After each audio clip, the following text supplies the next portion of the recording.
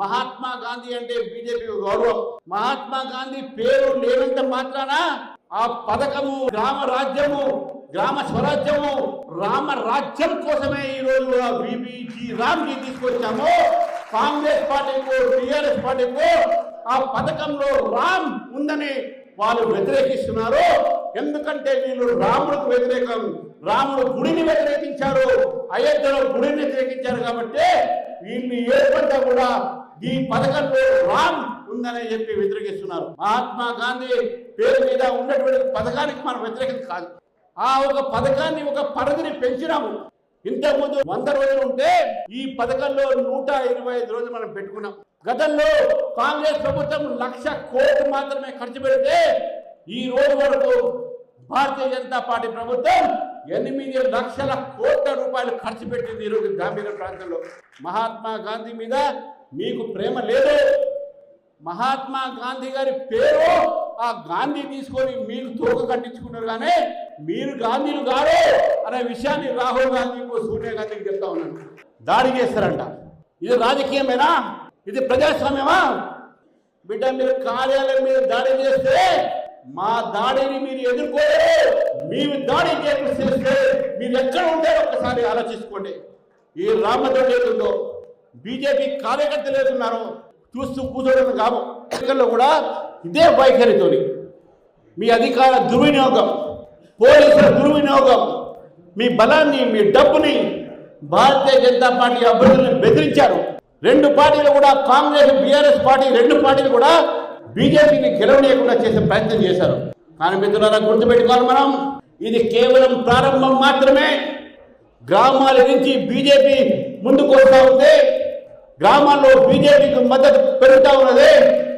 గ్రామీణ ప్రాంతంలోనే కాదు, మేధావులు కూడా బీజేపీని ఆదరిస్తున్నారు. దానికి నిదర్శనం ఏంటంటే, మొన్న జరిగినటువంటి 2 ఎమ్మెల్సీలో కొమరయ్య గారు, అంజిరెడ్డి గారు భారీ మెజారిటీతో గెలిచినటువంటి ఒక దాఖలా భారతీయ జనతా పార్టీ ఉన్నది. కాబట్టి ఎప్పుడు ఎన్నికలు జరిగినా తెలంగాణ ప్రజల్ని మీకు కోరుతూ ఉన్నాము, మీరు అవినీతికి వ్యతిరేకంగా మీరు పోరాడాలంటే, ఈ అవినీతి ప్రభుత్వాన్ని మనం గద్దె దించాలంటే, గతంలో ఉన్నటువంటి అవినీతి ప్రభుత్వాన్ని కూడా మనం మళ్ళీ రాకుండా చేయాలంటే నరేంద్ర మోదీ గారిని బలపరచండి, బీజేపీని బలపరచండి. భారతీయ జనతా పార్టీ ప్రభుత్వాన్ని తెలంగాణలో తీసుకొచ్చి ఇక్కడ కూడా డబుల్ ఇంజన్ సర్కార్ మనం స్థాపిస్తాం, అభివృద్ధి మార్గంలో వెళ్దాం. కాంగ్రెస్ పార్టీ కేవలము ప్రజలను దోచుకునే కార్యక్రమం పెట్టారు. ఏ ఒక్క కార్యక్రమం కూడా మీరు అడుగుతా ఉన్నాను మిమ్మల్ని, రైతులకు రైతు బంధు ఇచ్చారా? కానీ ప్రధానమంత్రి నరేంద్ర మోదీ గారు ప్రధానమంత్రి కిసాన్ సమ్మాన్ యోజన కింద ప్రతి రైతుకు, అర్హులున్న రైతుకు 6,000 రూపాయలు తప్పకుండా వారికి బ్యాంక్ అకౌంట్లో పడుతూ ఉన్నది. మీరు మాత్రం రైతుల గురించి మాట్లాడలేదు. భారతీయ జనతా పార్టీ ప్రభుత్వం రైతు పక్షాన ప్రభుత్వం.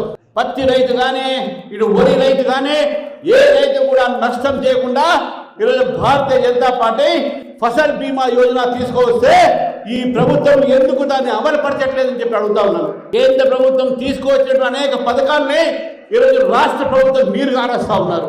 కేంద్ర ప్రభుత్వం ఇప్పటి వరకు 12 లక్షల కోట్ల రూపాయలు తెలంగాణకి ఇచ్చింది. ఈ అభివృద్ధి కూడా తెలంగాణలో నరేంద్ర మోదీ గారి వల్ల అయిందనే విషయాన్ని కూడా మనం గుర్తుపెట్టుకోవాలి. ఈ 2 పార్టీలు కూడా చేసింది ఏం లేదు.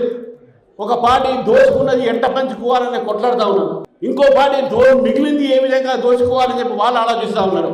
రాష్ట్రం కోసం ఆలోచించే పార్టీని కావు. కాబట్టి ఈ రాష్ట్రాన్ని మనం బాగు చేయాలంటే, తెలంగాణ నిజంగా బంగారు తెలంగాణ కావాలంటే, తెలంగాణ అభివృద్ధి మార్గంలో పోవాలంటే భారతీయ జనతా పార్టీ మాత్రమే దానికి ప్రత్యామ్నాయం.